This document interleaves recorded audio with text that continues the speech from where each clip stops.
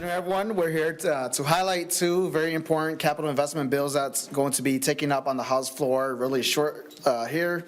The two bills we'll be voting on today are a product of the bipartisan framework agreement that was reached at the end of the 2022 legislative session. And they both contain projects that have been vetted since 2021.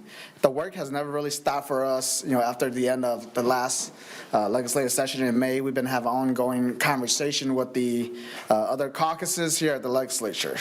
So this proposal that we have today before us is split between a $1.5 billion bonding bill using GO bonds and a $393 million general fund cash bill. Together, this unfinished work of 2022 focused largely on investment to help local communities throughout the state to grow and to thrive. Hundreds of critical infrastructure projects have gone unfunded for too long. It's been almost 3 years since October of 2020 that we actually have a bonding bill for the entire state, and it is time for us to start addressing some of the critical access and infrastructures that we have, with regards to our state school system, the leaky roofs. We have heard about some of the issues over at the University of Minnesota, making sure that we address some of the housing issues that we have with our public housing. We saw when we were out on the tours in the city of South St. Paul that they were literally using duct tape on some of the pipes. And so it's really critical for us to get this through today. And I'll turn it over now to the speaker. Thanks, Mr. Chair. Good afternoon. It's a joy to be here chatting with all of you. I hope it's this joyful later today because we will be letting you know that a bipartisan bonding bill has passed the floor of the Minnesota House. We all believe that Minnesotans deserve safe and strong and inclusive communities, and we, as the chair has said, are overdue in updating some of our infrastructure. High-quality infrastructure is a major asset of the state of Minnesota, and preserving the value of those assets is part of our job as legislators. And we can't do this alone. This is the serenity prayer part of the session for the leader of the Democratic caucus. I can control the things I can control, and I can't control the things that I can't control. But I'm really delighted today that this package that we'll be voting on constitutes the unfinished business of the 22 session in the bonding area. There was a framework agreement reached at the end of 2022, and we did not get that bill across the finish line because of lots of other things going on, like namely an election year. And I'm very grateful to Chair Lee because, as he said, the work never stopped. The bonding folks kept having conversations. The chair and the vice chair of the 2022 bonding committee just kept working and really put in so many hours in the month of June and even into the month of July before we sort of decided that it probably wasn't going to happen in 2022. And I would also like to really thank Chair Erdahl because he has been a great partner to work with. He has shared the vision of getting done some important projects for the state of Minnesota. And I believe that he shares with us the view that this is overdue and this work needs to get done. I especially want to thank Chair Lee for his work in prioritizing equity as we look at all the projects that we do. Equity is not something that's just frosting on top of the cake, it's the butter and the batter. We've talked about that before. That means all of the projects that we're doing and how we do those projects. What are the standards that we put into place to include something in the bonding bill? These bills, both the cash bill and the GO bill, are chock full of critically important infrastructure projects that will strengthen communities all across the state, and importantly will create jobs. I'm very optimistic that we'll be able to pass the bill out of the House today, and then we can turn our attention to the 2023 bonding bill. We really want to do this work with Republicans and Democrats in the House and the Senate, and we're really grateful for the partnership we've had with House GOP members today. If we are not able to get this bill all the way to the governor's desk, we are at the point in session, a week from today is the halfway point, where we have to start putting together the 2023 bonding bill, which I've referred to as the with or without you bill. We would really like to do that with Republicans. But at the end of the day, it's not acceptable to Minnesotans to go this long without another bonding bill. So with that, I'm happy to open it up to questions. With or without, you would be all cash, and you would take these projects and pair them, put them in a bill with other projects that would have gone in a standalone second bonding bill? I think a with or without you bill could look very different than this bill. Some of the projects may be included and some of the projects would change. Do you want to speak to that? Yeah, to that point, I feel like, what we have in front of us, if we do not get this through the Senate, is a good starting point for all of us. And getting to the $1.32 billion GO piece of the first bill that we're going to take up, we have been working with the House Minority Caucus, and it is my intention to continue to work with Representative Erdahl and the Minority Caucus to get a bill that will be reflective of the state, and just really hopeful that we could get a product done. But today, most important thing is getting this bill off the floor. So, Chairman Lee and Speaker Coleman, is this kind of just an exercise in telling people what could have been, what you could have had if this could get to the Senate? For me, we take our work seriously. Over the last 3 years, like I mentioned, we have toured the entire states, traveled over 2,000 miles to hear from Minnesotans about what projects are important for them.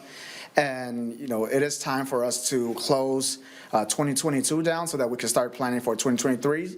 And we anticipate that, with inflation and with all the different requests that we are seeing right now, there's been 445 bills that's been introduced to the Capital Investment Committee in the House. There's great needs out there, and so let's get this done so that we can start focusing on 23. Yeah, you might be aware of, there's a program called Model UN that high school students participate in, and Representative Jean Pulowski has a model legislature. This isn't the model legislature, this is a real legislature, and we aren't playing games with this bill. Bonding bills are really politically neutral. We really want to get this bill done for the people of Minnesota. So when we bring a bill to the floor, what we're putting out there is something we believe should be law. It's not for purposes of a conversation. We have had weeks and weeks and weeks of conversation behind closed doors and publicly. So this bill that we're passing today, we hope will be law within a week or two. It sounds like you're more confident in the House Republicans than you are in the Senate Republicans on this matter. Yeah, and that's on the basis of conversations with House GOP members and then the publicly reported comments of the Senate GOP. I have not had any conversations with Senator Mark Johnson for a few weeks about bonding.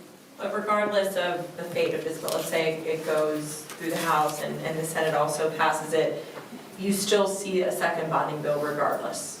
That's right, and that's because there's so much unfinished business. When you look in calendar year 2020, we put a bill up in July, which we didn't finally pass until October of 2020. And that was a big bill. It represented 2 years of work because we did not have a 2019 bonding bill. But really, the state of Minnesota should not have to wait for these really important infrastructure projects. Yeah, and to that point, we just had our House Capital Investment Committee, we just had a report from the civil engineers in the state. And I think what was recurring in that hearing today was that a lot of our local units of government wants to see us have a sustainable funding source year after year for this. And like we mentioned, we haven't had a bonding bill since 2020. And so I think it's critical for us to really start doing the work now and to build one for 2023 and look towards 2024. And perspective for all of you, summer of 2021 requests for bonding projects from state agencies and local units of government total roughly $5.6 billion. And with inflation of 20%, that total has climbed up to approximately $6.27 billion. And the governor in his request was at $3.3 billion, and this proposal is at $1.9. And so if we get this through, we still have a lot of work to even just to scratch the surface on some of the needs that we have in the entire state. Do you have a sense of, to that point, how much general fund cash, if you were to do a second bill that was either in place of this one with additional money, or just a second bill, say this one passes the Senate, do you have a sense of how much additional money we might be spending, or how much a second bonding bill might be? So I would just speak to this in the sense that we have a lot of great needs throughout the entire state, whether that's on infrastructure, education, healthcare, public safety. I think that this is a conversation that we're having with the speaker and the Ways and Means chairs, that they have conversation with the other chairs on how do we ensure that we have a budget that will be reflective of the needs of Minnesotans. Chairman, what's the total amount of cash in these two bills? So the total amount of cash for this proposal is $393 million.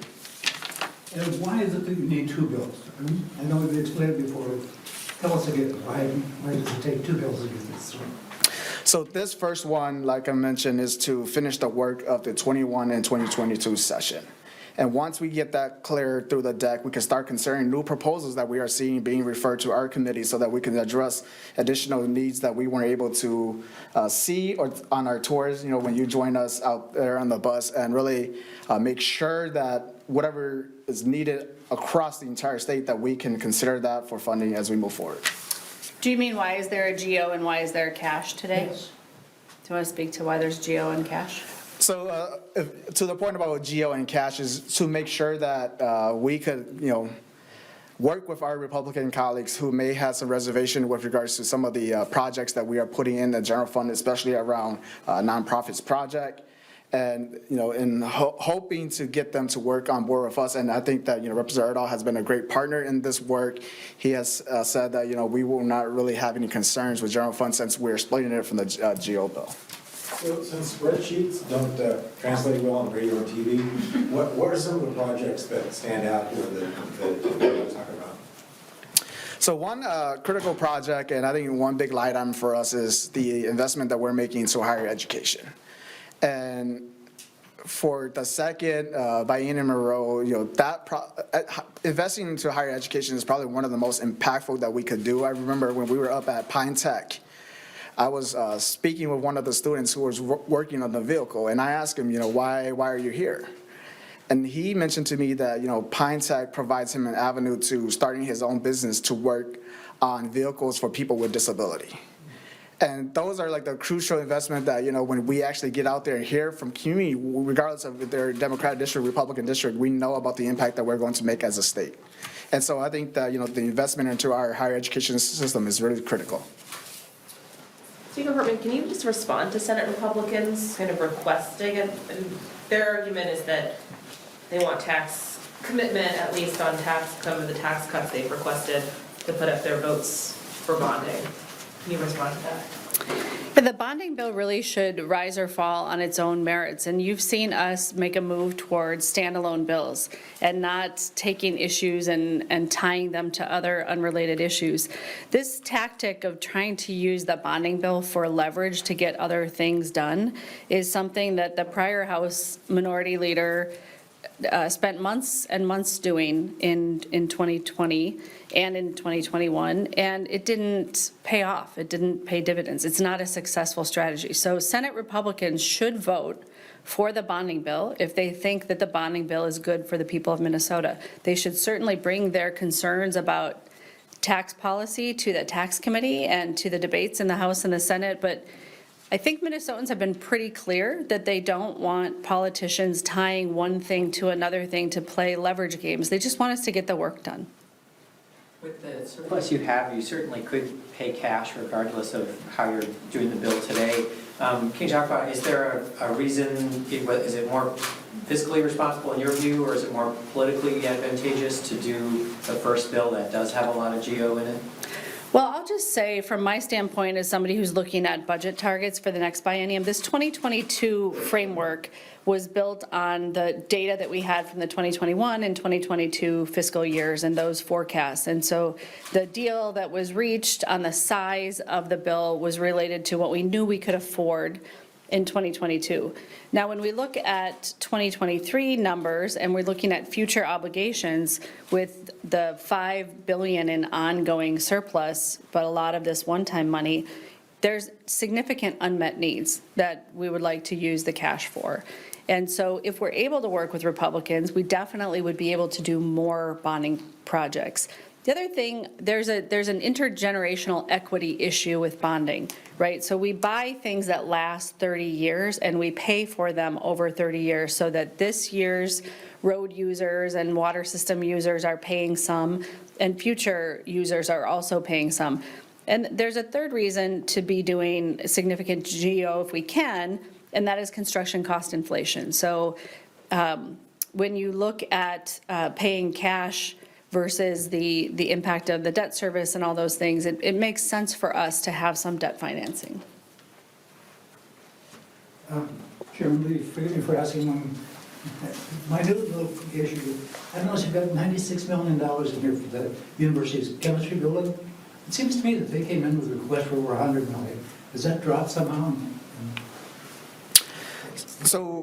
So the request for the University of Minnesota system, when we're looking at this as a whole, we really want to make sure that we look at the two systems equitably and make sure that the funding that we put in, whether that's through HEPR for asset preservation or for individual projects like the chemistry building, are getting taken care of.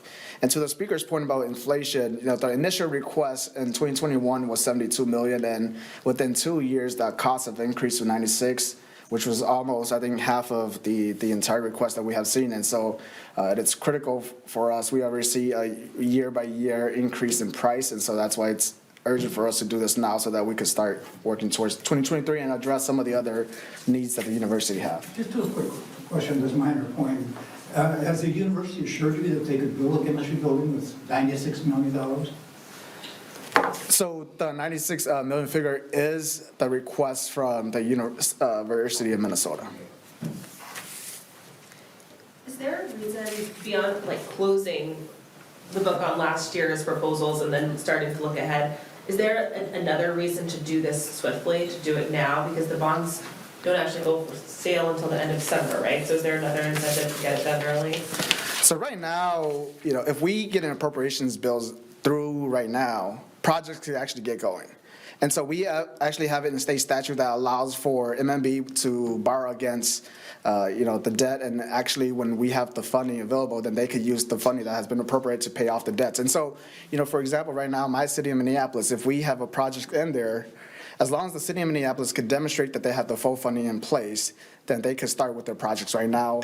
And we understand that, logistically, they need to start bidding and all of that. And so projects could actually get going right now if we get this passed. Will we use this money to leverage federal infrastructure funds? Or is that a different? So to this bill specifically, we are probably not to IIJA. So one component to the IIJA, and I think to your earlier point around, is water infrastructure. So if we're able to put in the 41 million right now, we're going to leverage, I believe, 46 million back from the feds for water infrastructure this year. And then other critical projects, like the state's veterans home in Hastings. We put in 78 million right, and now we are able to leverage some federal funds from the feds to build that veterans home for the entire state. Is that in this bill or is that a separate flyer? The state veterans home is included in these two proposals. I'll say too, that part of the reason to do this bill now is to figure out how much resources are left, right? We're in the budget setting season, so we have to have targets for our House chairs by March 24th. So for me to ascertain how much is available to spend really depends on whether or not we are spending the money that's obligated in this bill, and whether that could be distributed out amongst chairs or whether it's gone. Do you make those targets public? The House rules require that the House chairs have targets by March 24th, so I have to get my homework done by then. We're hoping to have joint targets by then, but we definitely will have House targets because the rules require. Will we be able to see them? Well, yeah, the Ways and Means Committee has to pass them. Speaker, there's been some widespread allegations of, at the Hastings home, specifically that it's a toxic workplace. About a dozen caregivers told their story in the Pioneer Press. We had a story on Sunday. Just wondering what role the legislature should play in just reviewing those allegations, considering you have a $78 million request for bonding money to rebuild the facility there. Do you have concerns about the workforce, and what role should the legislature take? Did you hear about any of this in committee? No, we have not heard about those allegations, and I think that it is prudent. We do have a Veterans Affairs Committee that Chair Nguyen, if they shall choose to address that, have that conversation. And I think that it is crucial for us as the Capital Investment Committee that whatever investment we make, that we have oversight and accountability to that too. And I look forward to having conversation with Chair Nguyen on this issue. Are there any areas that have substantially, would get substantially more money under your bill than it would have under the previous one that you had agreed to last year? So last year, we only have a framework. We did not really look beyond what we were able to put into for state government projects. And so last year's framework, if everyone recall, I believe it was 1.1 billion that we have set aside for state agencies, and it has grown to 1.32, and that growth is only to account for inflation. All right, any other questions? All right, thanks. Happy Monday.